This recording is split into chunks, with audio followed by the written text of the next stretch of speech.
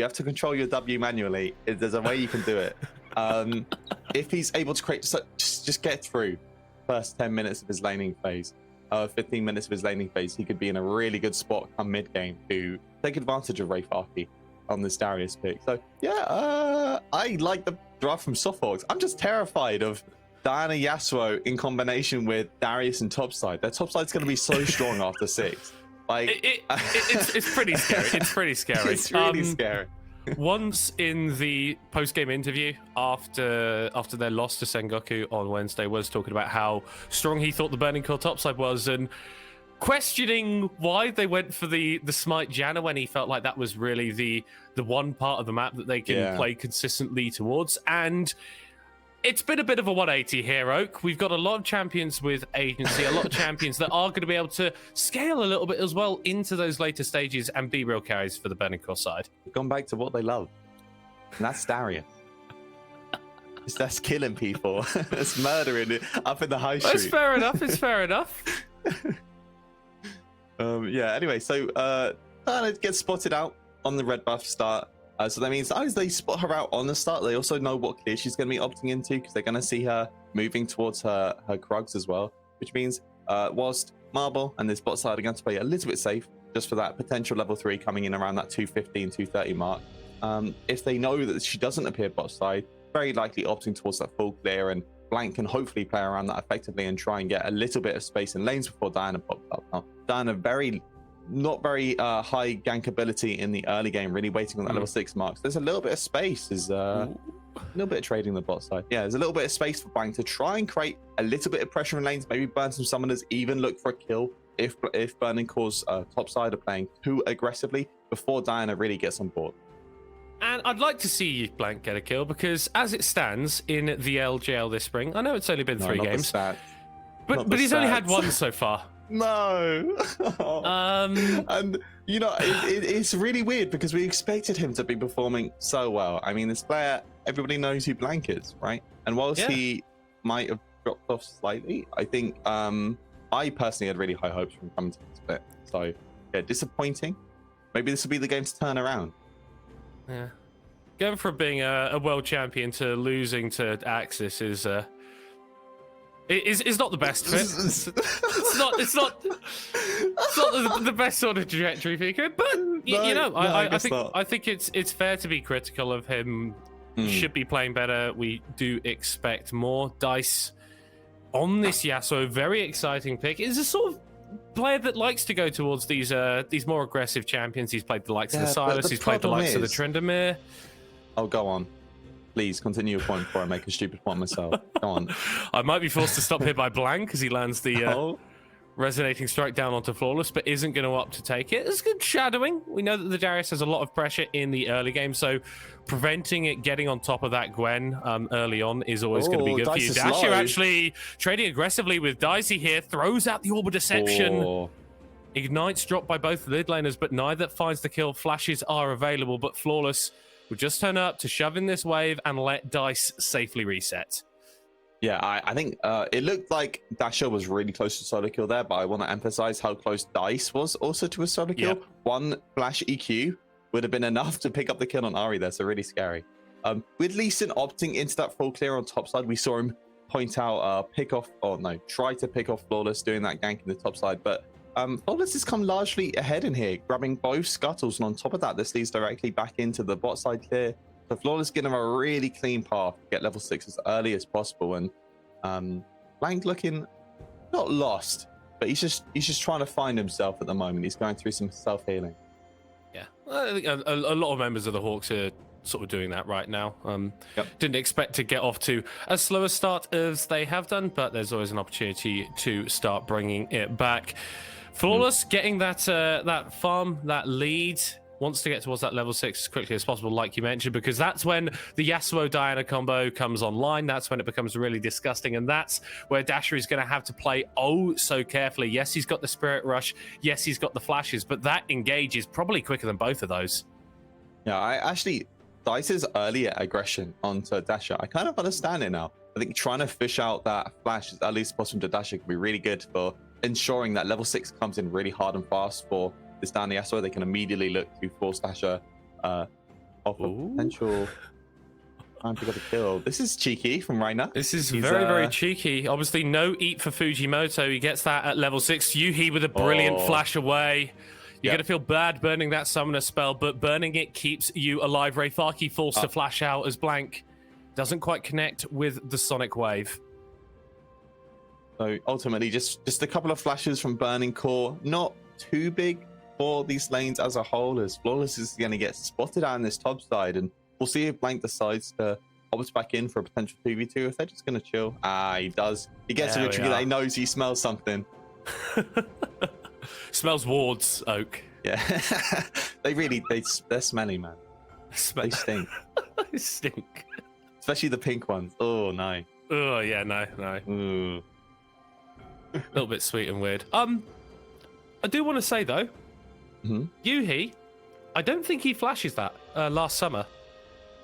We don't want to hype him up too much. Has been a player who's struggled in lane, but emphatically hasn't done over the first few weeks. And you can always bring it back to Burning Core's schedule. The bot lanes that they've had to play against maybe aren't the best. It's really only sort of honey in terms of the top tier ADCs that we can talk about Yuhi facing.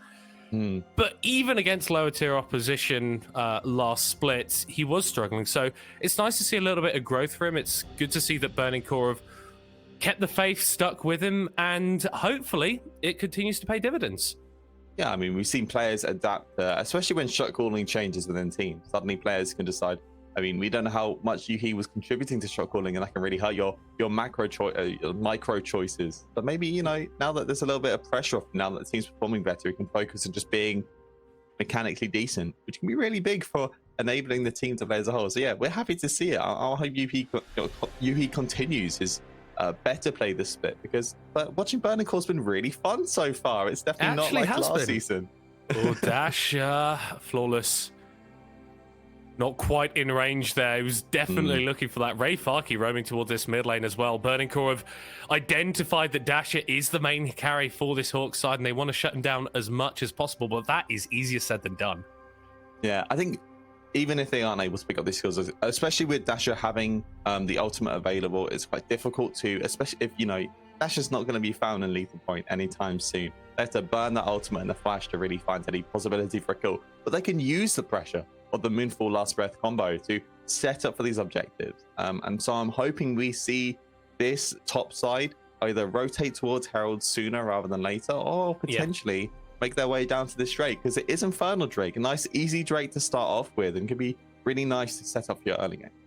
Yeah, that's the weird thing about Infernal Drake, is gives you a lot of power, also one of the easier ones to take. For some reason, Cloud just like spits on you for 1 million damage, and Infernal's like, no, chill. I still think they should change that. Yeah, it is very confusing. Blank, I think he was momentarily... I mean, we know that in England today. It has been horrible. Red weather warnings all over the place. I do believe that Blank was spotted there. He's 2 levels down on Flawless, so if Burning Core want to opt in for this, it could be risky. Is he 2 levels down?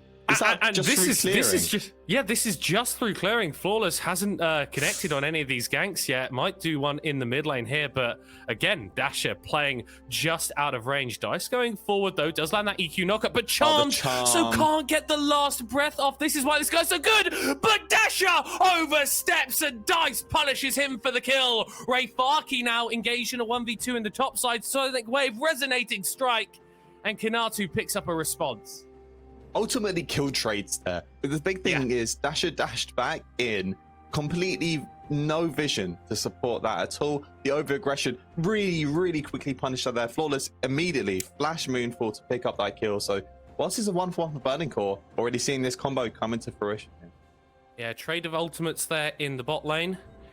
That Moonlight visual for the Devour, and we're going to jump into this replay. And yeah, the initial play doesn't work from Flawless, but the punish is so quick.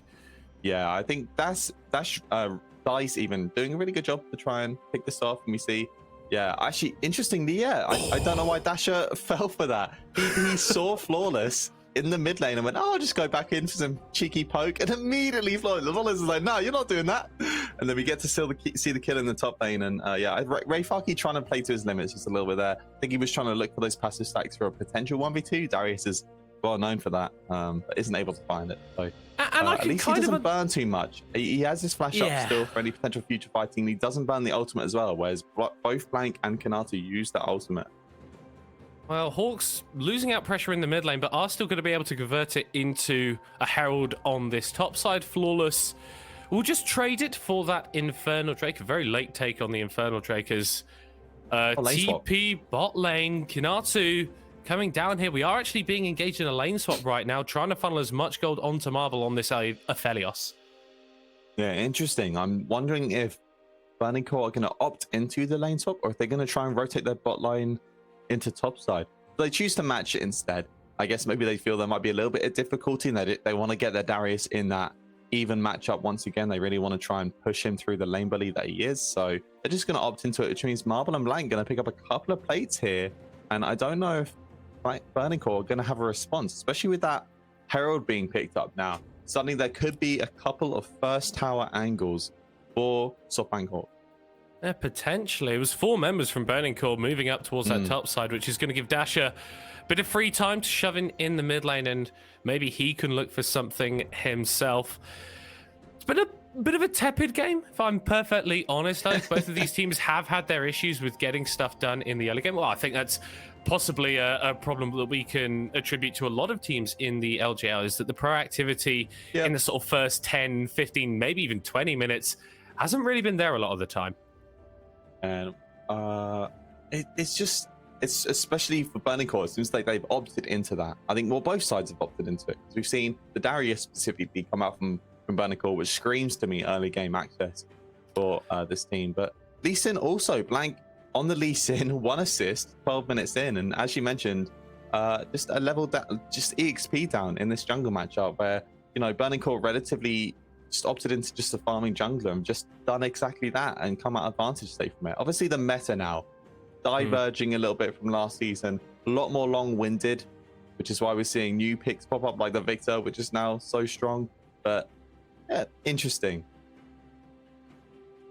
We'll have to see how they continue to play it out. Obviously Blank, even though he is at that discrepancy in terms of the farm, has picked up that Gore Drinker, so in terms of power right now, even or maybe even slightly ahead of Flawless if a brawl were to break out. Marble and Liner have swapped back down to this bot side. Herald has also been summoned. Blank potentially thinking about a dive here, but it's a risky proposition versus a Diana and versus a Tom Kench.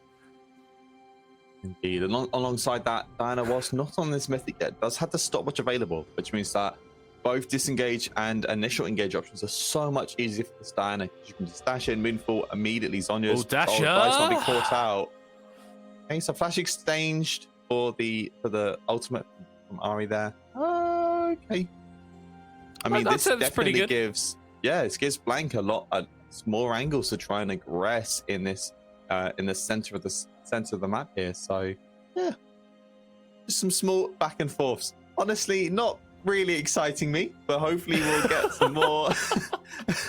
I think Blank after that 15-minute point, especially once turrets get unlocked, it'll be really big to see how this Lee Sin can start to evolve, because we know this Lee Sin, and especially Blank, played a lot of this champion previously. Is he able to make this champion kind of accelerate their mid game as the quickening comes in, the diving? Yeah, they're already going for it, but not quite connecting onto Fujimoto. Just going to run it away. No. Okay, Dinah, that was a good try. Good try. Flawless now, exciting coming out of Blank's jungle, looking for Dasher in the mid lane here. Spirit Rush not available, but the flash is back off of cooldown. And I'm slightly worried here. That is a Kindle Gem in inventory. That would imply the Everfrost build. So opting for a little bit more of that utility. Should I be the person that makes the excuses for Everfrost and Ari? Because I think the item's pretty good on her. I think, okay, so she's a changed champion now. Like, she's no longer the charm bot that she once was, which means that landing that charm isn't nearly as important. But when you look at the pseudo engage coming from SoftBank Hawks here, and I think also all of the damage, I don't think Ludens is really needed this game. You have a lot of mixed damage coming out for this comp, a lot of generalized damage, which means you can play the utility role if you want. You can still go Shadow Flame second. You can still potentially build the Medjay as they start snowballing ahead. You know, there's AP options there alongside Don't the be scared. Everfrost, which I work Don't pretty be well with the scared, team. Oak. Just say it out loud. Like, we're fine with any Ari build here. You've got to go for it. Do you know what? Putrefy a second. Guys, Needs to happen. Fujimoto actually kicked out of the Abyssal Dive, and Blank gets his second kill of the split. And that's on the perfect timer for this dragon. On top of that, the spot lane turret got chunked so low earlier. This means this should set them up first turret in this game. That's a double objective win for SoftBank HAWKS, a huge initial pick. Now Flawless is going to see how we can respond, as Dasher's maybe catching up Dice in the mid lane. Going forward, holding that charm for so long. The combo from Liner does secure the kill onto the support. Not necessarily the best gold distribution, but a kill is a kill. Kanatu now pulled in, drops the exhaust down onto Rayfaki. It's Flawless taking the aggro, but goes into the stopwatch at the perfect time. Rayfaki tanks one more tower shot, and Flawless will just be able to walk this one away. But Dasher, Liner are coming over, and the Ari is hungry. Okay. Blank now aggressing forward, but Fujimoto here with the eat. Rayfaki going to be able to walk it out. This is much better from the HAWKS. Finally, we got some League. We got some League of Legends. Fantastic from SoftBank to really continue to press this very minor lead that they get in bot side. So we see this here. Reiner, freed up from having to play bot side, rotates into the mid lane, and usage of the quickening with Dasher. Look at the distance he finds that engage. That means he can't windwall the charm. Really easy pick off there. Live game. I think a kill was just found. As we're watching the replay here, we get to see the top dive anyway. As we see Rayfaki and Flawless joggles and tower aggro, but there was a kill in the live game. Anyway, we can see this here. Basically, SoftBank HAWKS pick up another kill before Fujimoto uses the ultimate. But yeah, Yuhi's dead. See you, Yuhi. Yeah, goodbye. Hopefully we'll get a proper look at that one. I've spotted an item on Jinx. Oh dear, have you? Well, we'll have to look at it in a little bit. As Yuhi, what the hell happens here? Yeah. Just damage Aphelios with shurikens. Yeah.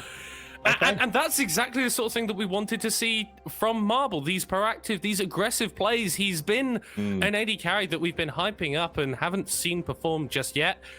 More of that, please. And maybe we could start talking about you alongside names like Honey and Soul and Utapon and these sort of great AD carries that the LJL currently has. Yeah, absolutely. And yeah, so Yuhi has opted into the Kraken Slayer. Now, I have already been quite vocal about how, I think we both have, about how this may perhaps be a bit of an eager pickup. You do have the Kench to help facilitate safety against some of these initial engage combinations, especially from Reiner with the quickening charm combos. They're trying to find it here, and once again, just pairing up with Dasher once more. That combo has resulted in 2 or 3 kills at this point, and it's the HAWKS enabling Dasher, which is exactly what we wanted to see.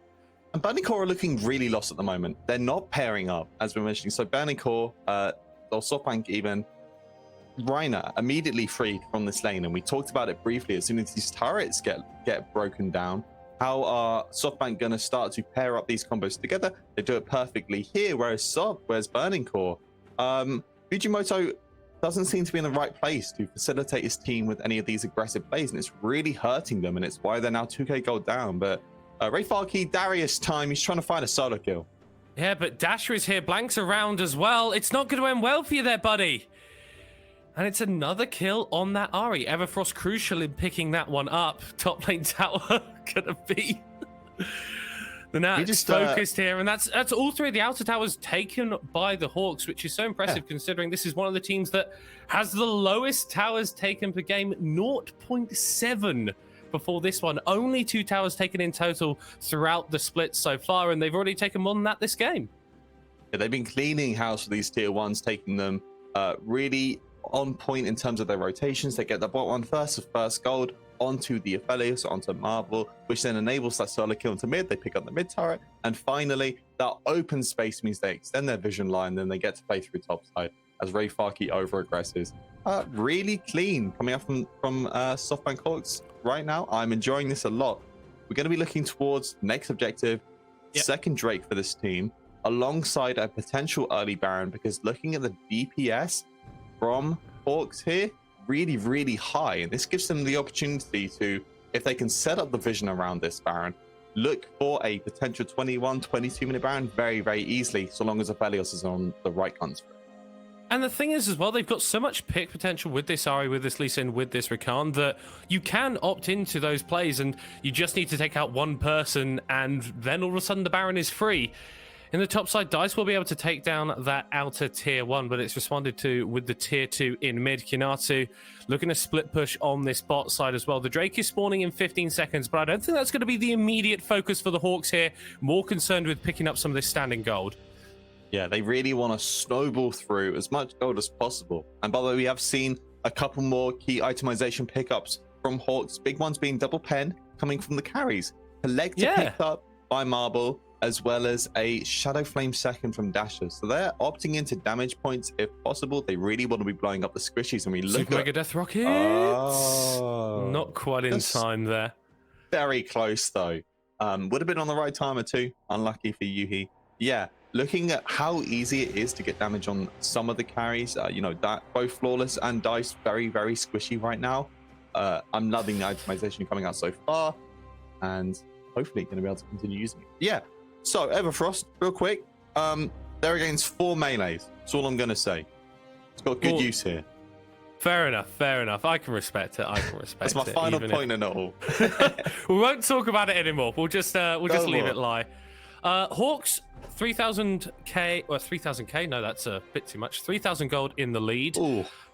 Burning Core, not completely out of it. I think the saving grace to them is it is a very, very squishy composition for the Hawks. So if Flawless and Dice are able to get that combo off, Yuhi rockets from the other side as he completes his second item, give them a lot of ways to play out the fights. But with the way that the Hawks have been moving around the map, have been playing around vision, have been rotating, playing as a team, it's going to be very difficult for Burning Core to actually find those opportunities. Absolutely. Yeah, whilst Burning Core had the technical scaling with this Yasuo Jinx combo, as you mentioned, Dasher and Reiner, I think, actually have been big facilitators for continuing to press Hawks' lead as much as possible. And yeah, Reiner is suddenly feeling very in the comfort zone. I think on the Rakan, looking really, really clean. I'm happy this wasn't a top Rakan. I would have been very dismayed if it was, because the usage of the quickening to pick off kills in actually very, very aggressive positioning, it's been really, really strong, purely because Rakan can go for those combos very easily, even in spots with relatively little vision, because you can just dash back out again, especially when you combo that with the Ahri. They have a lot of safety when they're looking for individual picks, and that's why I've been loving this aggression coming out. It's a relatively safe attempt coming from them. And now we mentioned it briefly, but 23-minute Baron potentially being found by Hawks. We're going to see how this fight plays out. Yeah, Rocket goes in. Flawless is already in the mixer. Knock up onto 2 by Liner. Moonlight Vigil goes wide. Big hit from Flawless. He's exhausted, but Dice is free to hit them, deal the damage. Dasher gets the charm crucially onto you here, and they're going to be able to blow up the Jinx, but not quite yet. She's somehow still alive and able to run it out with the Get Excited passive. Wraithbarky has ghosted, flashes forward. Let's go. And the Noxian Guillotine cuts Marble in half.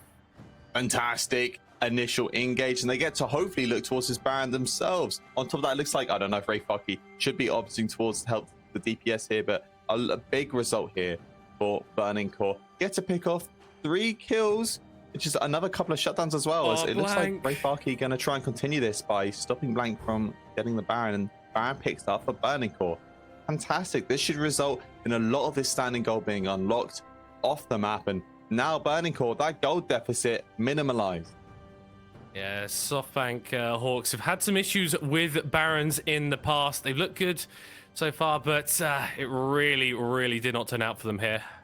Yeah, shows out right here. Moonfall comes in, triple combo, and this is off the quickening, barely, like that. The usage of the quickening not really hitting the right target. So Flawless, once again, really quick on the response button. Triple Moonfall comes in, and SoftBank Hawks can't find damage to pick off any member of, you know, look at how squishy Burning Core could have been. Just one kill on a squishy could have really turned that around.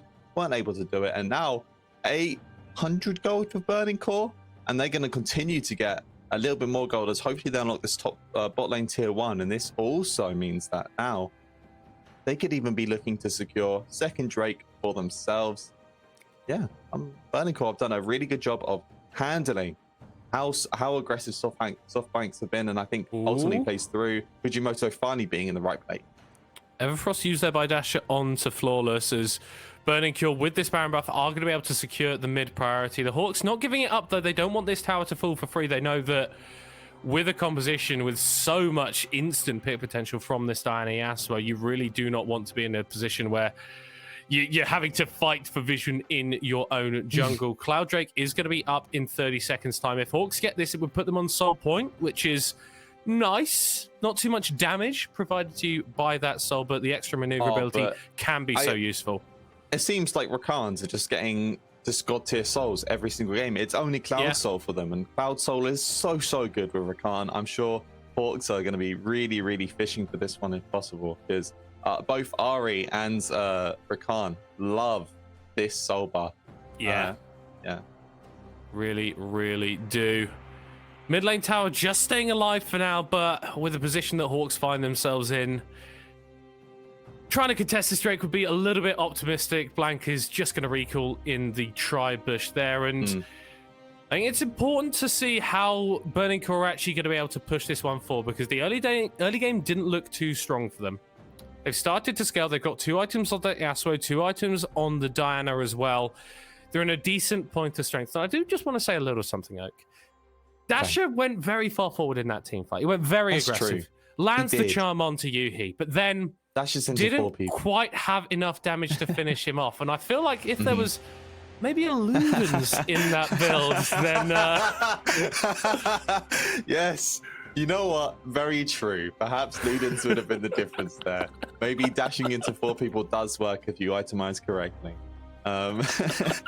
I think a big thing for this Ari is actually going to be this Void Star, because a couple of Merc Treads coming out from Burning Core. No, just one actually. Sorry, I had to lie. There's no couple. There's just one Merc Tread coming out. Well, there's 2. That's how shoes work. The percentage pen patterns really well with the flat pen you're getting from Shadow Flame. And I mean, I could talk about the math needed. It's just a very good combination. You want it if you can get it, and I think Dasher you identified as kind of needing to be a damage source for this team, and this Void Star definitely going to contribute to that. Yeah, look at that gold graph as well, though, Oak. That's the power of that's the power of getting a Baron flipped on you. That's a 5k gold swing into Burning Core's favor. Yeah, they have a softball team, right?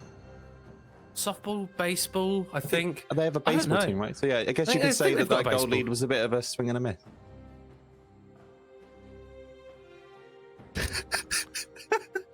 Just like that pun was. Was that not funny? No, do you know what? No, do you know what? No, I like that. I like that. I'm down with that. Brilliant. Very good. You know, on that, I think maybe we can return back to the game. Maybe I'll just leave the puns to you, to be honest. Gonna be a resuming of this kind of, now that the Baron's gone, suddenly Burning Core are gonna have to start playing retro. No, not retroactively. Looking for these potential counter engages, seeing how hard Reiner and Dasher try and push their initial engage combination, and maybe look to play off exactly how they did in the Baron fight, where Reiner doesn't find the right target or Dasher steps too far, and Flawless can find this Yasuo Diana combo to pick off another couple of instant kills to set up this team. Because if not, you know, once we're getting into late game, whilst this Jinx Yasuo is only going to get stronger, Darius is going to really start to struggle in side lane, and this can really split apart your whole team. If Ray Faki is stuck playing weak side in top lane at, you know, in the mid to late game, then they lose a core HP unit that they can push into team fights, and it means that Kanetsu gets the, yeah, there we go, we got it eventually, gets the initial TP coming in for a potential flank. They can start the fights first, and that gives a lot of more bearing towards these engage combinations that have already been so potent for SoftBank Hawks. And you can see Liner just cheating inside Burning Core's topside jungle. Will be spotted out by that control ward. Flawless dodging away from that charm from Dasher, and now Burning Core can just sort of muscle themselves into the river. They know that they are stronger on current itemization. Death Dance now picked up for Dice, and the anti-heal options that the Hawks have got aren't particularly strong. That Oblivion Orb and Liner's inventory, not too impactful. I'd love to see something like a Chemtech Putrefier onto Dasher here, just so you can get as much healing going through the entire team. Yeah, we're doing all the Ari build memes today here, Oak. Brilliant. You said that so seriously, though. I'm worried somebody would take that seriously. That is There'll be a somebody joke. there who's like, oh my god, Putrefy is good on Ari. I didn't even realize. I'll build it in my next game. For legal reasons, that is a joke. Liner not joking around here, though. Oh, that's a big 5 stack that you'd love to get an entrance onto. Burning Core had no vision around this Drake. It's the next objective that's going to be spotted up. Obviously, teams have tried to opt towards these potential Baron Drake, what's the word, counter-steal opportunities. But if Ryan is able to find a successful flank, this can, I mean, we've seen outpost in this combination come in before. I think it's surprising that Burning Core, whilst holding that 2k gold lead, seems to be playing a little bit on the back foot in terms of vision. We're seeing largely red side vision take a hold of this game. Flawless there, proto-building forward. Doesn't find anyone with it. And Hawks actually had some decent vision around that Baron. They've still got a control ward in the pit. Obviously, when everyone is standing in a mid lane, you don't get too much value from that one, but once Burning Core start to rotate off to the sides after clearing this wave, gives the Hawks a little bit more information about where they are going. It looks like they are going to opt towards this Baron. That would free up the Cloud Drake if Hawks want to move over in that direction, if they don't think they can contest this Baron. And it doesn't seem like they want to take the fight, just willing to trade it. I wouldn't be surprised if they walk forward here. Maybe because remember, they are playing on red side, so Baron steals are still a nice opportunity for Flank to look towards. Interesting, Yuhi's build has opted towards the rapid fire third. Now, this is a build that's sparked up where you get relatively high DPS on both squishy and tanky targets. So happy to see it here. Find a little bit mix of the two in between that Lord Doms as well as the IE there. And you see get to opt towards either afterwards. We are seeing a TP finally come in, so SoftBank HAWKS may be finally looking for this fight. Yeah, and I like just a quick note here. This is a pretty important fight now. If either team is able to secure the Baron, gives them such a strong pushing advantage. Hawks now trying to defend around this area of the map with their lives, but Burning Core just opting into it. They recognize that there is no defense in the mid lane for the Hawks. Yeah, they're going to be able to pick up the Baron, but how much of their base are they going to lose in trade? Seems like Burning Core, they decided to opt into maybe potentially looking to fight at this Baron instead. Dash is on the flank. He's looking for something here. Yuhi is a little bit isolated. Fujimoto is quite close around, though. Dice could be caught out. The Baron is not going down particularly quickly. Only about 4,500 health left on that liner. Looking for the engage. Finds it onto Ray Farki, but that's only onto one. The eat up from Fujimoto keeps him alive. And Flawless once again dives into the back line and secures a couple of kills for his team. Soloing out Yuhi on the other side is Dasher, but I don't think it's going to matter to the rest of your team because the team fight is lost. Kinatsu, though, trying to save it, fighting out in the Baron pit. Baron not going to do enough to help him out there. Ray Farki pulls back Dasher, apprehends him, takes him down, and once again, the Hawks positioned around the Baron, but Burning Core come out on top. So patient from this team to just dismantle SoftBank HAWKS' initial engage and through that 5-for-1. Looks like they're going to unlock this inhibitor, and with death timers, we are seeing some low death timers. Maybe not a game finisher here, but this definitely sets up Burning Core for the next two objectives. So now that this inhib is going to be unlocked, they can look towards this third dragon for this team. On top of that, this inhibitor can provide a friendly face to pressure out these side lanes, as well as look towards this Baron, as we're going to get a replay on this. And we see that different teams making different decisions. SoftBank HAWKS here look to try and chunk out Ray Farki and pick him off as the first member of this fight. When Ray Farki's gone, they lose a lot of this initial front line, but picking up this player can be so difficult. And in turn, Burning Core play patiently, and Flawless once again immediately identifies his role. We see here, Flash, Moonfall comes in with the last breath to pick off multiple members, and it just breaks apart SoftBank HAWKS. Dasher desperately trying to play for the kill on Yuhi, but Yuhi lasts long enough that even if he does pick up the kill, the fight is already run for Burning Core. Fantastic from this team.